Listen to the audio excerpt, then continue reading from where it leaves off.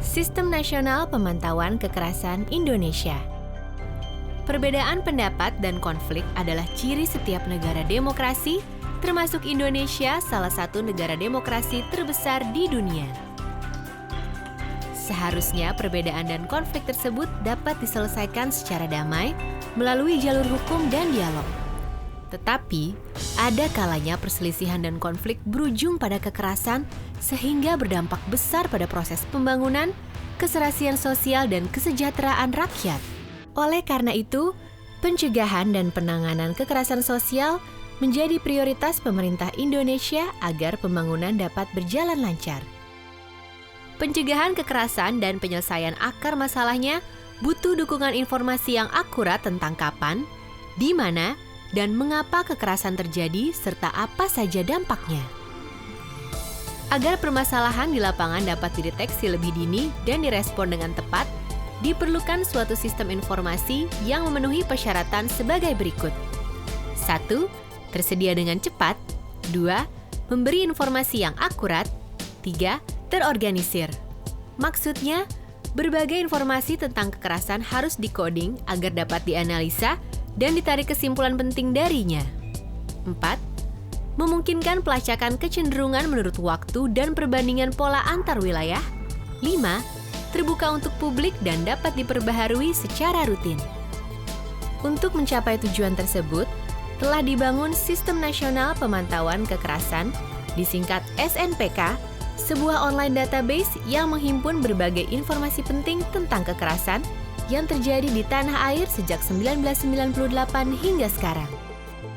Sumber database berasal dari berita-berita di surat kabar nasional maupun daerah yang makin berkembang di Indonesia. Setelah diperbandingkan dengan berbagai macam sumber, surat kabar lokal dinilai sebagai sumber database terbaik, sebab surat kabar lokal melaporkan semua jenis dan skala kekerasan sehingga insiden kecil pun dapat terdeteksi sebelum menjadi lebih besar. Surat kabar lokal menyediakan informasi kualitatif dan kuantitatif tentang suatu kejadian kekerasan sehingga beberapa rincian tentang kekerasan dapat terekam dengan jelas. Surat kabar lokal melaporkan kejadian kekerasan secara terus-menerus. Dengan begitu, data bisa diperbaharui secara rutin. Informasi dari surat kabar bersifat terbuka dan dapat disebarluaskan kepada publik. Meski merupakan sumber terbaik, surat kabar tetap memiliki kelemahan. Kekurangan-kekurangan tersebut misalnya, ada kemungkinan bias dalam pemberitaan oleh satu surat kabar, juga ada kemungkinan bahwa cakupan wilayah dan liputan fakta oleh suatu surat kabar kurang kuat. Kelemahan-kelemahan tersebut diatasi dengan beberapa cara, yakni 1. Digunakan beberapa surat kabar lokal di setiap provinsi agar kelemahan masing-masing koran dapat saling tertutupi. Paling tidak di suatu provinsi digunakan 4 surat kabar lokal. 2. Surat kabar yang dipilih di setiap daerah telah melalui proses penilaian secara kualitatif atas kebijakan redaksi dalam hal verifikasi fakta-fakta. 3. Informasi yang dikumpulkan dari surat kabar dan kemudian dikoding hanya berupa fakta-fakta yang dilaporkan, bukan interpretasi atas fakta tersebut. Untuk kejadian kekerasan yang cukup besar, dilakukan verifikasi tambahan melalui beberapa cara, termasuk melakukan pemeriksaan silang dengan sumber non-media, misalnya publikasi NGO, akademisi, dan lain-lain, dan spot check di lapangan bila diperlukan. Metodologi pengumpulan data seperti ini telah digunakan di Indonesia dan beberapa negara lain.